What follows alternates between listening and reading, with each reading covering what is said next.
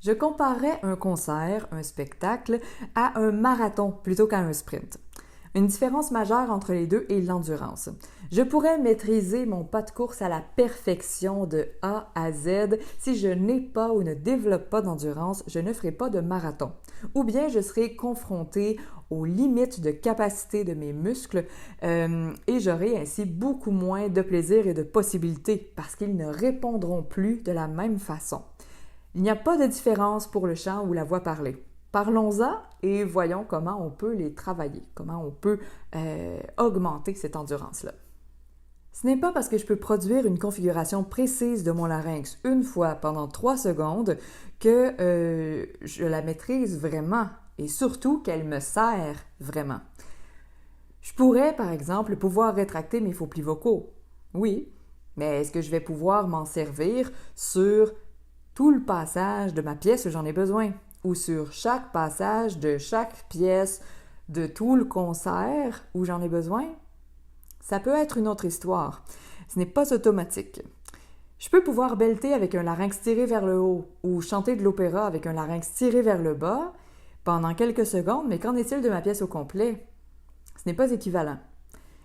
Je pourrais continuer longtemps comme ça encore. Le point est que l'endurance, non seulement des plis vocaux, mais de tous les muscles impliqués dans l'activité vocale, est cruciale pour cette activité vocale-là.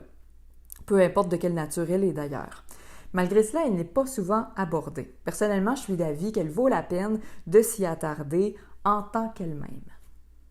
Justement parce que pouvoir faire quelque chose ne veut pas forcément dire pouvoir le faire longtemps avec la même qualité et les mêmes bénéfices, ni souvent, c'est-à-dire de le faire à répétition avec la même qualité et les mêmes bénéfices, il vaut vraiment la peine de s'y attarder. L'ancrage du torse illustre particulièrement bien cet enjeu-là pour la qualité et les bénéfices.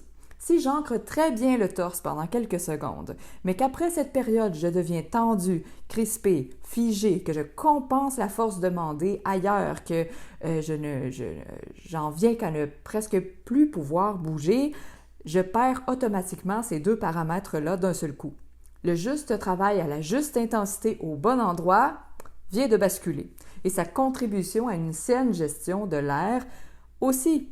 Parce que tous ces symptômes-là, si je peux les nommer ainsi, mènent presque directement à l'affaissement de la cage thoracique, ce qui augmente le débit d'air, et à la contraction prononcée des faux plis vocaux et des muscles abdominaux, ce qui nuit plutôt qu'à aider à une production vocale saine, solide et polyvalente.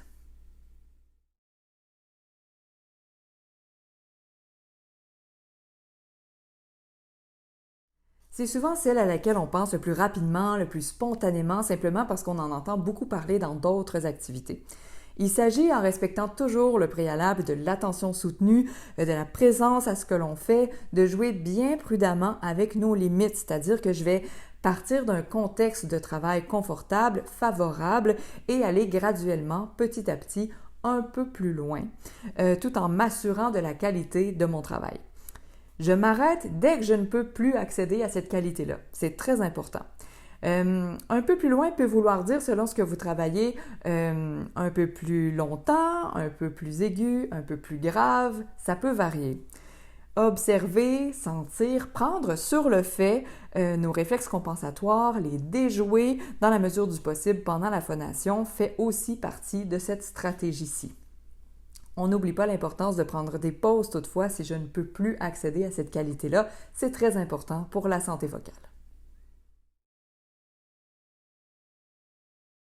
Varier le contexte dans lequel l'élément que vous travaillez se retrouve contribue également à l'endurance des muscles impliqués et à une maîtrise accrue de votre objectif de travail.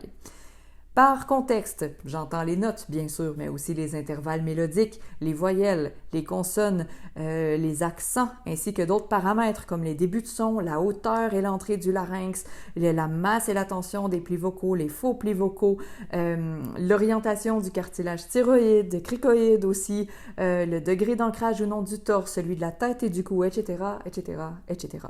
Travailler un élément toujours dans le même contexte va nous rendre très performants dans ce contexte précis-là, mais va nous rendre un peu dépendants de ce contexte-là pour réussir, alors que, on le sait, les contextes sont infiniment variés en musique et en chant, et c'est une donnée vraiment à considérer dans notre entraînement.